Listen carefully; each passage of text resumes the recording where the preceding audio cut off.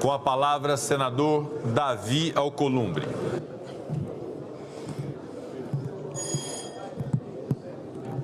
Presidente Rodrigo Pacheco, prometo que tentarei cumprir o prazo estabelecido por Vossa Excelência. Senhoras senadores, senhores senadoras, senhoras senadoras da República Federativa do Brasil e senhores senadores da República Federativa do Brasil. É com a bênção de Deus, com o apoio incondicional da minha família e com o incentivo do meu partido e de tantas outras legendas que me coloco mais uma vez à disposição de servir a esta casa e ao Brasil. É para mim uma grande honra subir novamente a esta tribuna do Senado da República com humildade e uma determinação renovada para apresentar minha candidatura à presidência do Senado Federal. Vocês me conhecem, sabem do meu compromisso verdadeiro com esta instituição, com o Brasil e, acima de tudo, com a população que confia em cada um de nós para representar os seus sonhos e as suas esperanças. Sou um defensor intransigente do diálogo, da construção coletiva e das soluções compartilhadas. Para mim, governar é ouvir e liderar é servir. E é disso que o nosso país precisa agora. Uma liderança que una e não que divida. Durante minha gestão como presidente desta casa, em 2019 e 2020, enfrentamos um dos períodos mais desafiadores da nossa história. Enfrentamos a pandemia global da Covid-19.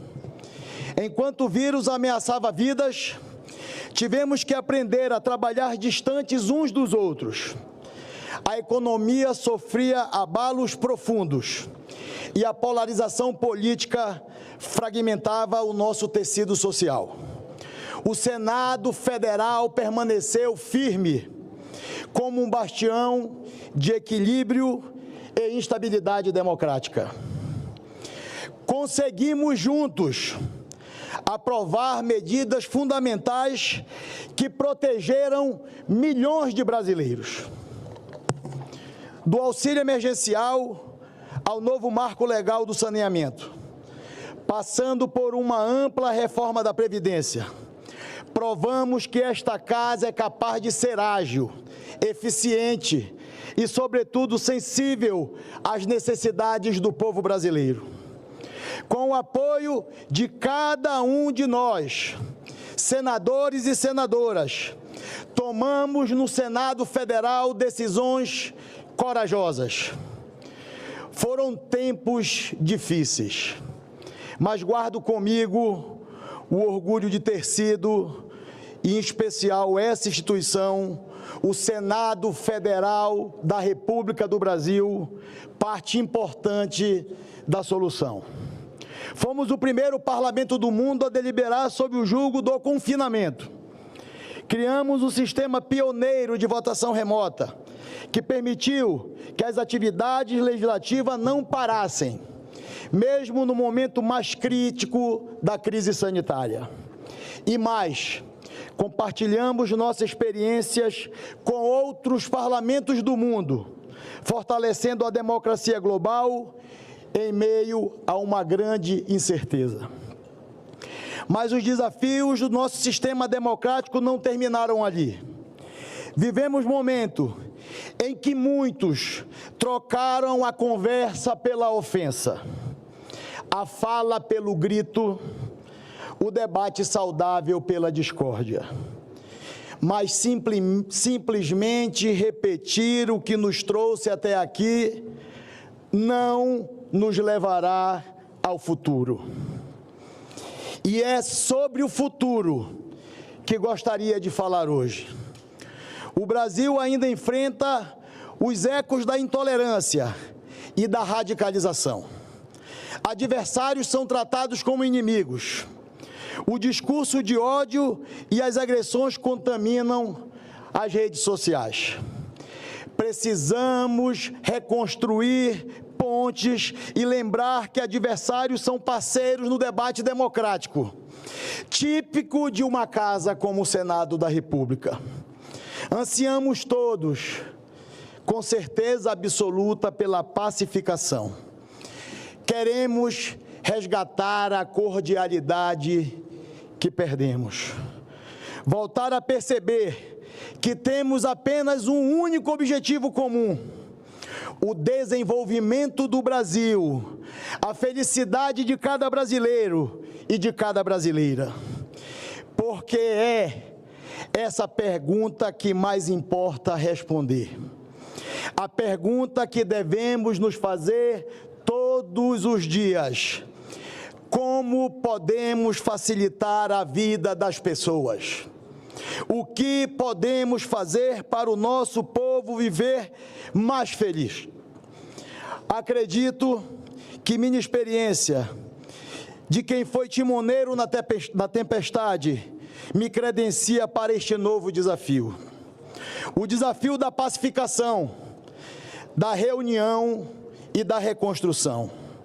E não haverá pacificação, não haverá reconstrução, não haverá futuro, se não houver diálogo, se não houver respeito, se não houver democracia, e democracia forte. E não haverá democracia forte sem um Congresso livre, sem um parlamento firme, sem um Senado soberano, autônomo e independente. Por isso, meu primeiro compromisso, se for eleito presidente desta casa, será com a defesa da voz do povo, o mandato parlamentar. Um compromisso com a proteção das garantias e das prerrogativas de senadoras e senadores e com a preservação da independência do Senado Federal. Defender o Senado Federal é defender os brasileiros, é defender a legitimidade do voto e do mandato parlamentar conferido diretamente pela população. E só quem foi à rua pedir o voto popular sabe o quanto vale e quanto significa o aval do povo nas nossas ações. O Senado sempre foi e continuará sendo um pilar da resiliência, do equilíbrio e da responsabilidade. O Senado não é apenas uma casa legislativa, é um símbolo da força da democracia brasileira. Há 200 anos, construímos aqui o presente e lançamos as bases para o futuro. É aqui que os grandes debates se transformam em ações concretas para melhorar a vida de cada cidadão. É aqui que renovamos diariamente nosso compromisso com a República e com a Constituição Federal.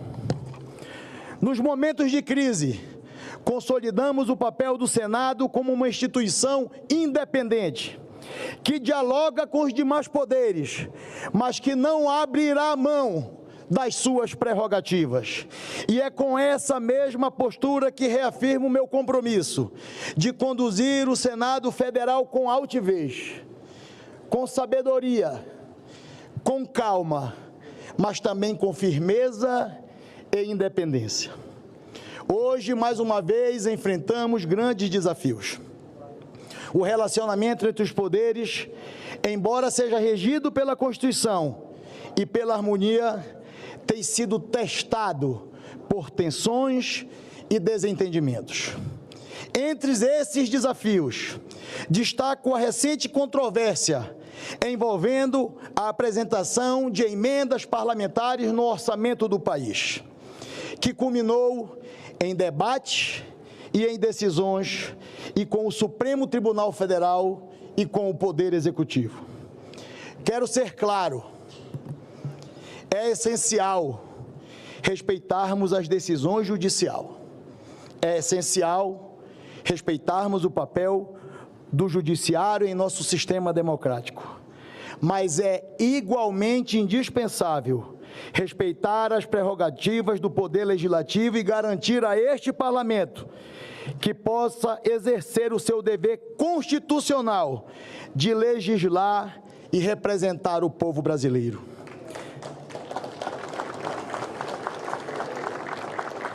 Essa garantia pelas prerrogativas do mandato vai muito além das questões orçamentárias. Tem a ver com o mandato popular, o mandato parlamentar, que é assegurado pela Constituição Federal. Estou falando ao cumprimento de acordos. Acordos aqui firmados, porque sem a confiança uns nos outros e sem a obediência ao que foi acordado, esse parlamento se transforma em um verdadeiro campo de guerra e as boas ideias se perdem numa eterna e infrutífera disputa entre antagonistas. Daí coloco um terceiro compromisso, para o qual me empenharei com determinação. Acordo firmado é acordo cumprido, até que um novo acordo ou uma nova maioria pense diferente. O diálogo é a essência da política. É através dele que convergimos ideias, superamos diferenças e avançamos como nação. Sei que os consensos nem sempre são rápidos e fáceis, mas acreditem que eles são sempre o melhor caminho. Precisamos dar tempo ao diálogo, permitir que os debates amadureçam e que as soluções se construam de forma sólida, consistente e inclusiva. E quando os consensos se mostrarem impossíveis, que prevaleça a vontade da maioria, sempre respeitando o direito das minorias e assegurando que cada voz seja ouvida. A convivência harmônica entre diferenças é a busca constante pelo equilíbrio entre as vontades. É, sem dúvida nenhuma, o pilar de uma democracia robusta. Um outro desafio também se coloca diante de nós, o processo legislativo bicameral que se espera do Congresso Nacional.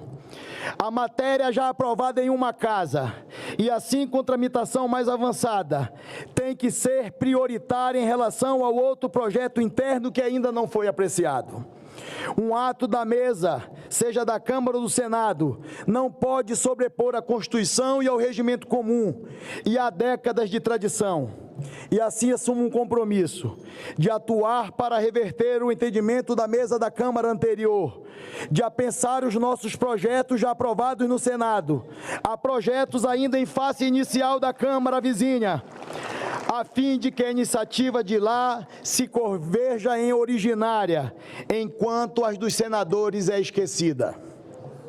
O processo legislativo das medidas provisórias também precisa ser retomado urgente. As comissões mistas são obrigatórias por mandamento constitucional. Suprimi-las ou negligenciá-las não é apenas errado do ponto de vista do processo, é uma redução do papel do Senado Federal. E por isso que estou aqui, apoiado por meus pares, e me coloco novamente à disposição para buscar construir consensos e ajudar nos entendimentos que o Brasil tanto precisa. O futuro nos convoca, um futuro que exige coragem para enfrentar desafios, experiência para lidar com sabedoria e, acima de tudo, um compromisso inafastável com a democracia. Vamos fazer o que é certo. Vamos resistir aos atalhos populistas. Nenhuma das diferentes correntes políticas é puro anjo ou demônio. Evitemos os rótulos dos discursos fáceis, as distorções dos debates nas redes sociais e as simplificações mal intencionadas. Nosso objetivo é muito maior. É construir um Brasil que orgulhe as futuras gerações. Me permitam aqui agora me dirigir ao povo do meu querido e amado Amapá. O Amapá é uma síntese do Brasil, uma terra de riquezas naturais e culturais, mas também de desafios profundos. O Amapá me trouxe a Brasília como deputado federal em 2002, com 25 anos de idade. Em 2014, fui eleito senador mais jovem da história do Amapá, com 37 anos. E, finalmente, em 2022, o povo do Amapá entendeu que eu deveria continuar nesta luta. O Amapá representa tanto as oportunidades quanto os dilemas que marcam o Brasil. O Amapá traz em si um paradoxo brasileiro. De um lado, uma riqueza natural extraordinária, a diversidade cultural vibrante, um povo resiliente, e de outro, os desafios econômicos e principalmente sociais. Meu compromisso com o Amapá é, portanto, também um compromisso com cada estado do Brasil. O compromisso de encurtar as nossas distâncias, de reduzir as nossas desigualdades e de superar as nossas diferenças. Esta é a minha missão. Colegas, sei que não caminho sozinho. Reconheço em cada um de vocês a vontade de fazer a diferença e de transformar esse país. Após o fim do meu mandato, tive a honra de passar o bastão ao senador presidente Rodrigo Pacheco, um dos mais completos homens públicos deste país, um líder equilibrado, coerente, preparado e comprometido com os valores democráticos. Seu trabalho nesses últimos 4 anos, Rodrigo, consolidou os avanços iniciados por esta casa e fortaleceu o papel do Senado como pilar da democracia. Senador presidente Rodrigo Pacheco, minha gratidão e o meu reconhecimento pelo legado que deixa. Sua liderança nos inspira e nos mostra o caminho a seguir. O caminho da união, da moderação, da busca pelo bem comum. A experiência que adquiri como presidente, aliada ao aprendizado desses anos de parceria, de amizade, de trabalho conjunto com Vossa Excelência, me fortalece para esse novo desafio. Sozinho não se vai longe.